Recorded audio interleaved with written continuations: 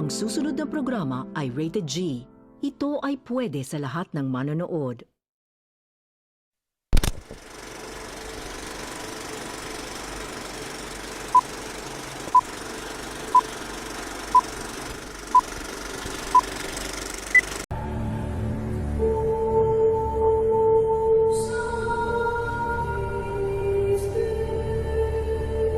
Mga pangarap, mga liwanag at dilim.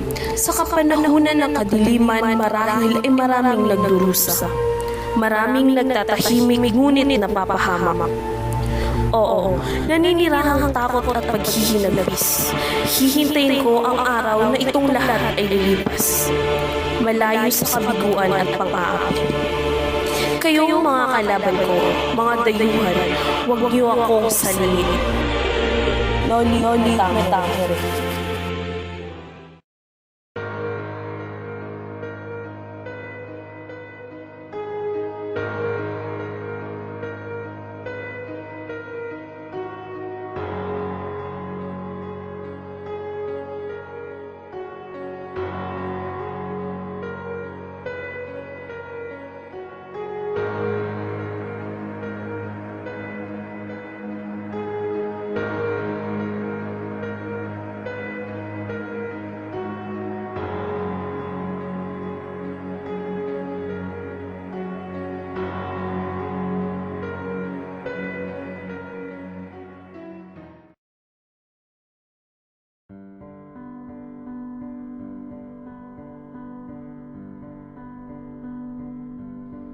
Batid ng marami sa mga enjoy mo, ma'am.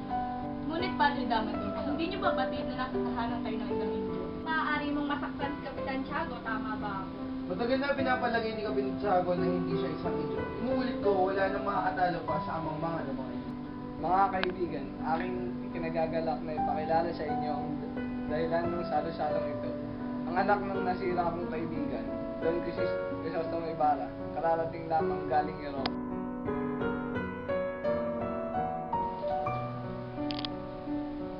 Buenas noches, amigos, at sa kura ng ating bayan at sa matalik na kaibigan ng aking ama, Padre Damaso. Hindi ka nga nagkamali. Ako nga si Padre Damaso. Ngunit kailanman hindi ko naging kaibigan ng iyong ama. Kayo nga ba ang anak mo yung hindi ko kayo na ba? Ang iyong lingkod. Maligaya pagdating, naway magpapal kayo kasi yung ama. Maraming salamat po. Handa na po ang hapunan dito po ang daan.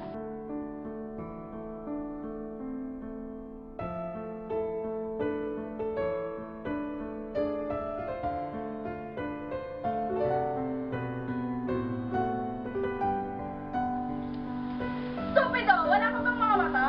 Meron po, senyora. Ngunit ako po ay nakamasid sa inyong buhok.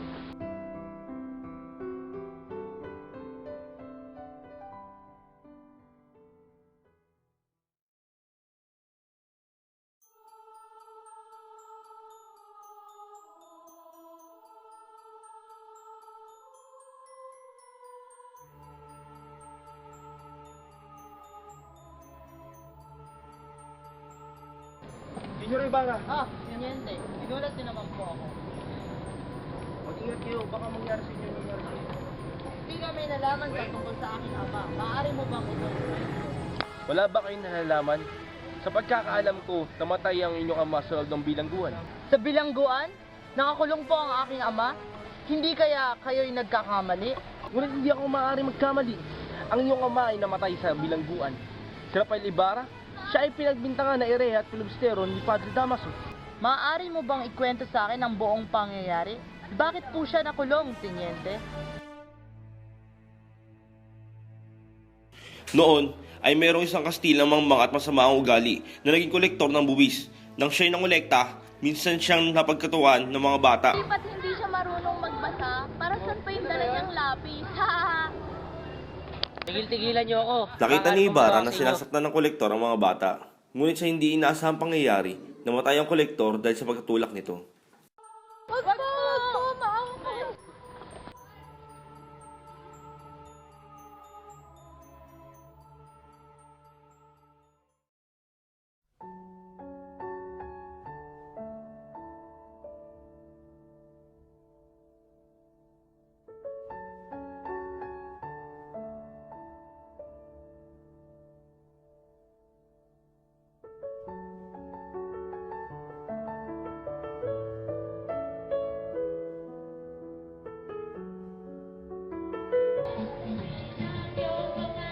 Maria Clara?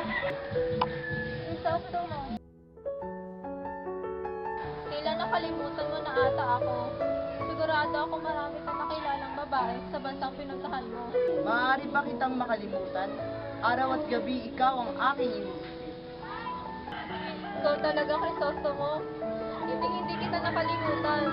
Natatandaan mo ba nung bata tayo? Nagsabi tayo ako, sabi nila kalimutan kita. Pero hindi ko kaya, Crisostomo, hindi ko kayang ikay kalimutan.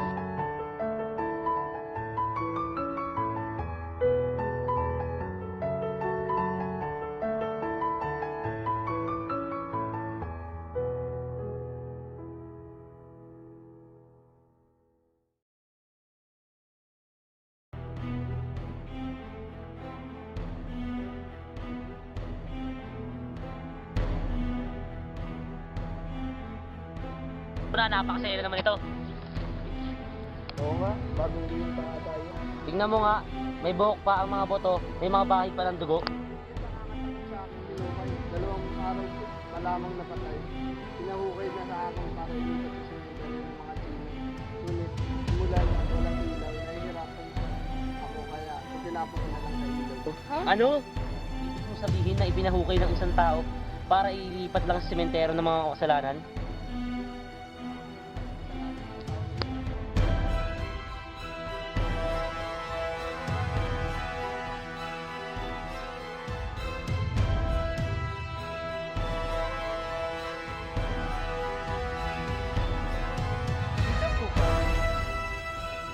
Hindi po rito ang natatandaan ko. Sandali lamang po at ipagtatanong ko.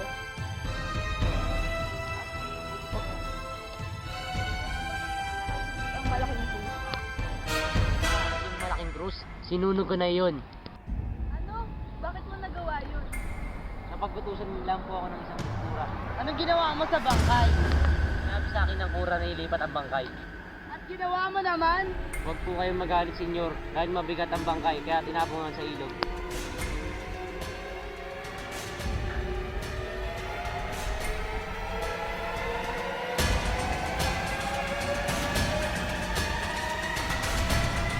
Ikaw, hindi ba ikaw ang pari ng bayan? Anong karapatan mo na pari ng bangkay ng aking ama? Binata, hindi kita naiintindihan. Wala akong pinahukay dito. Sinungaling ka, pinahukay mo yung bangkay ng aking ama. Nagkaamali ka. Hindi ako naniniwala. Hindi ako nagpahukay ng bangkay ng ama mo. Ang pinalitan ko na pare, si Padre Damas.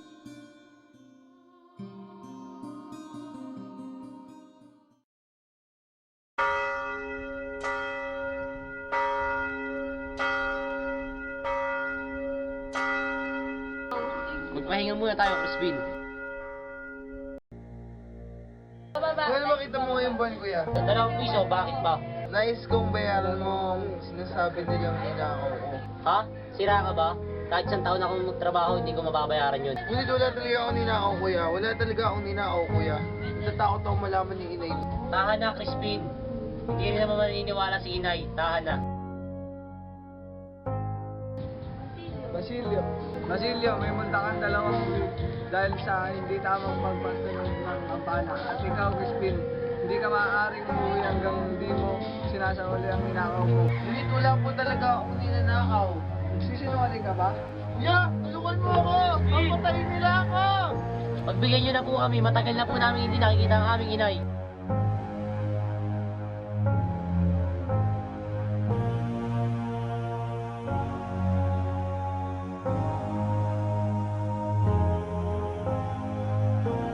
Crispin!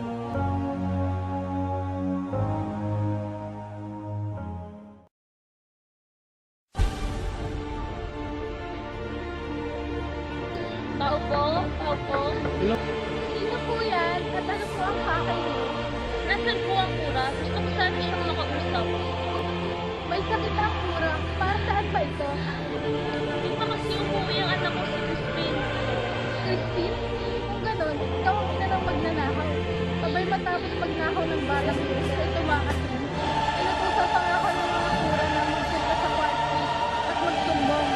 Sa katunayan, ay papunta ng mga gwardiya sibil sa inyong tahanan upang hulihin ang mga magnanakaw mong anak. Hindi! Hindi magnanakaw ang mga anak ko! Hoy! Yan ang mga dahil nagmalalak siya sa kanilang ama. Hindi! Hindi!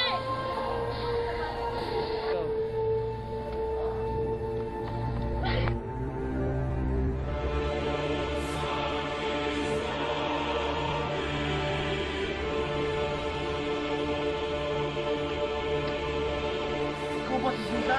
Ang ina ng magnanakaw? Opo, ako nga ho si Sisa, ngunit hindi mo magnanakaw ang mga anak ko. Huwag mo na yung pagkaila.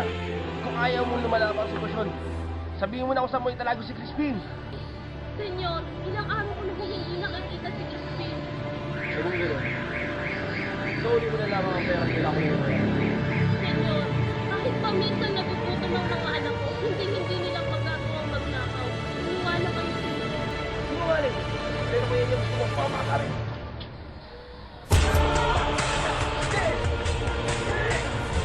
Senyor, parang...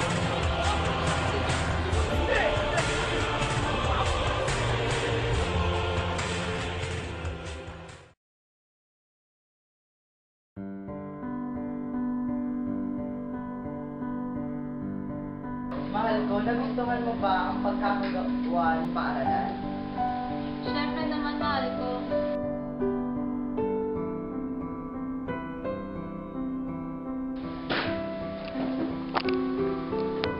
Hindi man lang ako binati sa aking pagdating. Talagang tumaas na ang tingin niya sa kanyang sarili na ako lamang siya sa Europa. Abay, akala mo kung sino mo basta. Huwag mo na lang pansin ng kanyang sinasabi, mahal ko. Kung alam mo lang kung gaano, titipin ko lang. Katulad nga siya ng kanyang ama. Akala mo kung sinong desende pero hindi marunong gumalang sa batas ng simbahan. Tama lamang na siya'y parusahan at mamatay sa kulungan at Hahayaan kong insultuhin niyo ako, ngunit wag lang ang alaala ng aking ama. Alagad ng Diyos? Paano niyo nasabi na alagad to ng Diyos? Crisostomo, wag! Kung hindi lamang kita mahal, Maria Clara, baka nakita niyo na kung may dugo ba talagang dumadaloy sa mga ugat ng taong iyan.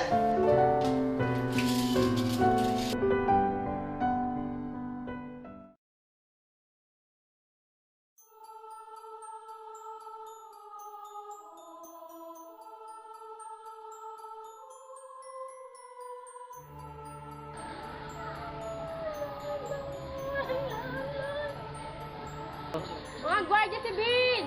Bakit po, Senyora? Sino iyong kumakanta? Ang baliw po, Senyora. Hoy, baliw! Mawit ka! Awit na!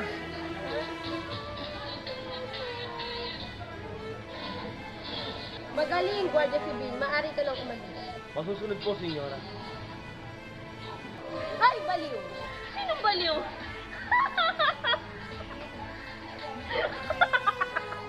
Oo nga, ikaw nga. At tinutusan kitang sumayaw. Sumayaw? Ayoko! Ayoko sumayaw! Baliw lang ang sumasayaw. Gayahin mo ako.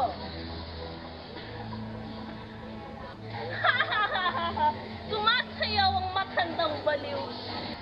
Hoy! Hindi ako ang baliw. Ikaw! Oh. Sabi ng ikaw ang baliw eh. Baliw ka! Baliw! Pasensya na siya. Tumigil ka nga. Hindi ka na naawa. May sira ka na talaga. Ano? Dugo? Basilio! Crispin! Mga anak ko!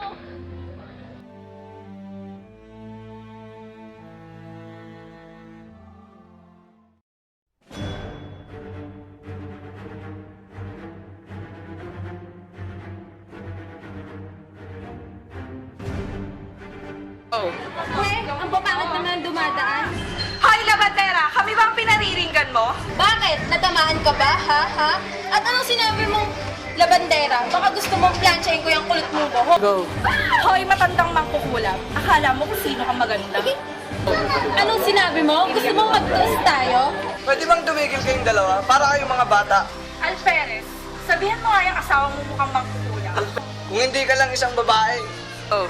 Ay na, Victoria, wala tayong papala dyan. Ang kapal ng mukha mong pilay na peging manggagamot?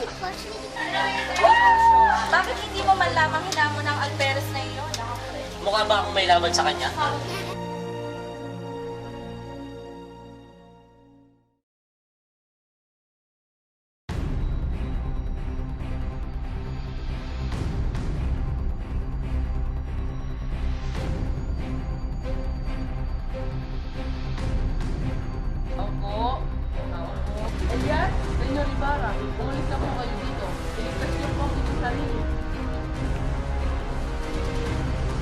Anong ibig mong sabihin? May pagkakaisa pong nagaganap at kayo ang palalabasin ng pasimuno nito. Ngunit sino ang...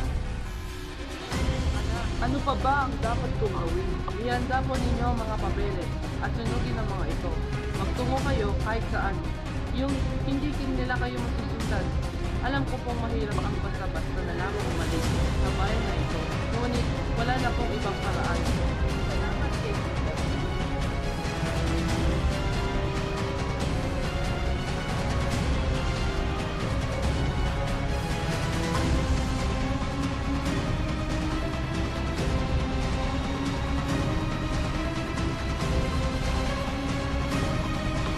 Senyor Ibarra!